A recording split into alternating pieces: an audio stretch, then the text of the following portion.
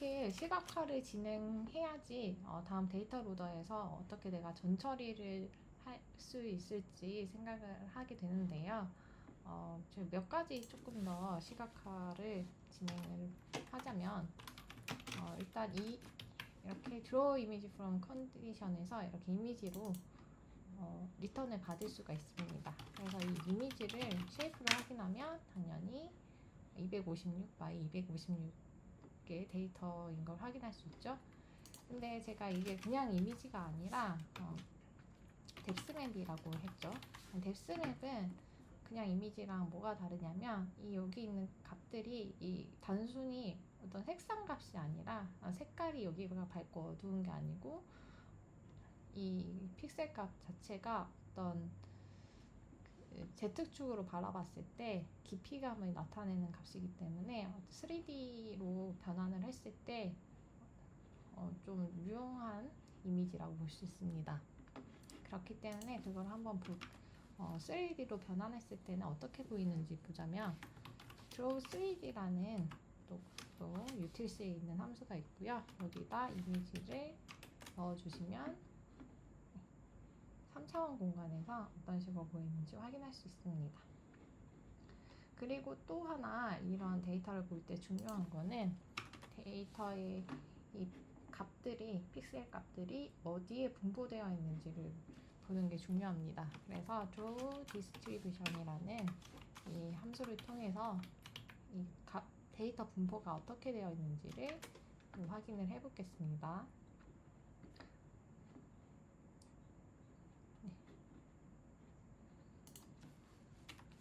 랜덤이 없다고 뜨는데 일단 이 랜덤을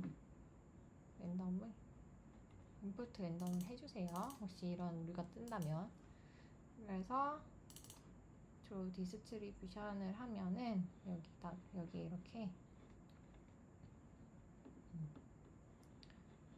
분포가 그려지게 되는데요. 이 0에 있는 값들은 이 배경이 될 거고요.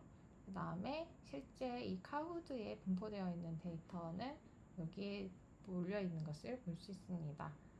그래서 이 분포도 나중에 전처리 때 어떻게 좀 잘 분포를 좀 변형할 필요가 있습니다. 여기까지 이제 이 뎁스맵이라는 이 이미지 2D 데이터를 확인을 했으니까요. 데이터 로더를 구성을 할 건데요. 데이터 로더에 제가 이 클래스는 이렇게 이런 총 5가지의 함수로 이루어져 있고요. 각 함수에서는 각각의 역할을 담당하게 될 겁니다. 그래서 여러 가지 일을 해야 되는데 우선은 이니셜에 나와 있는 내용을 보면 데이터 프레임은 판다스에서 위에 불러온 그 데이터 프레임이 맞고요. 카우드 오노테이션을 불러오는 거죠. 불러온 데이터 프레임이 될 겁니다. 그 다음에 데이터 디렉토리는 카우드 오노테이션에서 이렇게 컬럼마다 데이터 이름을 확인해 봤지만 거기에 정확한 패스는 적혀 있지 않아서 그 데이터가 어디에 들어있는지 이 디렉터리 경로를 적어줄 거고요. 카우드 넘파이가 될 거고요. 네임 컬럼은 넘파이의 파일 이름입니다. 그래서 네임 컬럼은 보시다시피 스킨 이렇게 스킨 100, 지오메트리 11 이렇게 돼 있는데 이 컬럼명이 바로 네임에 속하죠. 그래서 나중에 네임으로 넣으면 될 거고요. 베리어블 클래스는 저희가 그 컬럼명들 중에서 어떤 성능 값들을 선택을 하는 건데 여기서는 이 3가지 값들이 되겠습니다. 네, 그 다음에 이 스케일러나 밑에 부분은 이따가 또 설명을 드리겠습니다. 그래서 이 랭스는 전체 데이터의 길이인데요. 데이터의 길이는 이 어노테이션 파일을 통해서 길이를 구할 수 있고요. get 아이템에서는 저희가 실제로 프로세스 어떻게 정의할지를 적어주면 되는데 보시면 먼저 데이터 프레임에서 numpy 파일을 불러오는 게 바로 2D 데이터가 될 거고요. 그거를 그리고 그거를 모델의 인풋으로 넣으면 모델은 데이터 프레임에서 그 세 가지 변수 값을 예측을 하는 거기 때문에 이렇게 구성해 주면은 됩니다. 그러면 여기에 따라서 코드를 작성할 건데요. 먼저 일단 데이터 프레임에서 뭔가 불러야겠죠. 그래서 self.data 프레임에서 여기 보면 i록이 있는데 i록은 이 인덱스마다 한 줄씩 데이터를 불러오는 겁니다. 그래서 여기 아이템스가 있는데 나중에 보면은 이렇게 불러오게 되면 혹시 이게 궁금하면 하나씩 하면서 아이템스 하시고요. 그러면은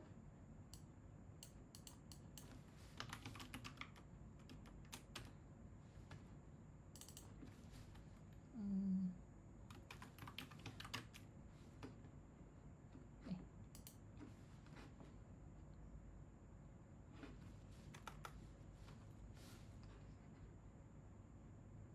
우선 다 작성을 하고 나서 한번 단계별로 어떤 값이 나오는지 보도록 하겠습니다. 그래서 일단 아이템스가 나오면 x랑 y를 정의할 수 있는데요. x는 num파이죠. 그래서 x를 불러오기 위해서는 일단 이름이 필요합니다. num파이의 이름은 아이템스의 뭐죠? name이었죠. 근데 name을 직접 쓰지 말고 name이라는 거를 이 self.name 컬럼으로 적었으니까 name 컬럼으로 작성해주면 되고요. 그럼 이제 경로를 확인할 수 있죠. 경로는 그 어떤 폴더 안에 방금 이 name 안에 .mpy까지 작성을 해줘야지 직접적인 경로가 되고요. 어떤 폴더에 들어있냐면 이 cloud numpy라는 폴더죠. 그거를 저희가 self.data 디렉토리로 정의를 했죠. 그래서 이렇게 작성해주면 되고, 그러면 이제서야 저희가 x라는 값을 불러올 수 있습니다. 경로를 통해서. 그리고 이제 y도 같은 방법으로 y는 아이템스의 self.variable 클래스가 되겠습니다. 그리고 x랑 y 모두 텐서로 변환을 해줄 필요가 있어요. x.tensor x y도 마찬가지로 y는 x.tensor y. 네. 그러면 일단 간단하게 저희가 이 numpy 파일 불러오고 y 변수값을 불러올 수가 있는데 이게 제대로 작동하는지 확인을 먼저 해보겠습니다. 참고로 여기 밑에는 get loader나 get batch는 보통은 여기까지가 거의 포맷이 동일한데 이 부분은 제가 임의로 쓴 코드고요. 사실 이 코드들은 이 바깥에서 사용을 하기도 하고 그런데 전 편히 좀 제 스타일대로 작성한 거라 꼭 맞추지 않아도 되고요. 대신 이렇게 작성을 하면 나중에 데이터 로더 테스트를 할 때 어떻게 사용할 수 있냐면 일단 이 객체를 불러와야겠죠. 클래스를 cloud process라는 클래스를 선언을 해주고요. 근데 이거 선언을 할 때 꼭 필수적으로 작성해야 되는 게 이 4개입니다. 데이터 프레임. 근데 데이터 프레임은 이미 선언이 되어 있죠. 그렇지만 한 번 더 쓰자면 read csv를 해서 여기 cloud 어노테이션을 불러오면 되고요. 데이터 디렉토리는 cloud numpy 안에 있는 걸 알고 있습니다. 그리고 name 컬럼은 name이 될 거고요. variable columns는 다 쓰기가 귀찮으니까 우리가 위에서 그 columns라는 이름으로 그 변수명을 다 정의해놨죠. 이렇게 작성해주면 되고요. 그러면 이제 프로세스에다가 데이터 프레임, 데이터 디렉토리, 네임 컬럼 이런 식으로 순차적으로 적어주시면 됩니다. 그리고 로더를 이렇게 불러와도 되고 제가 get batch라는 그 배치 바로 데이터 불러오는 함수를 작성해놨으니까 x랑 y를 get batch로 불러오고 print 체크를 한번 하면 잘 작동되는지 볼 수 있습니다.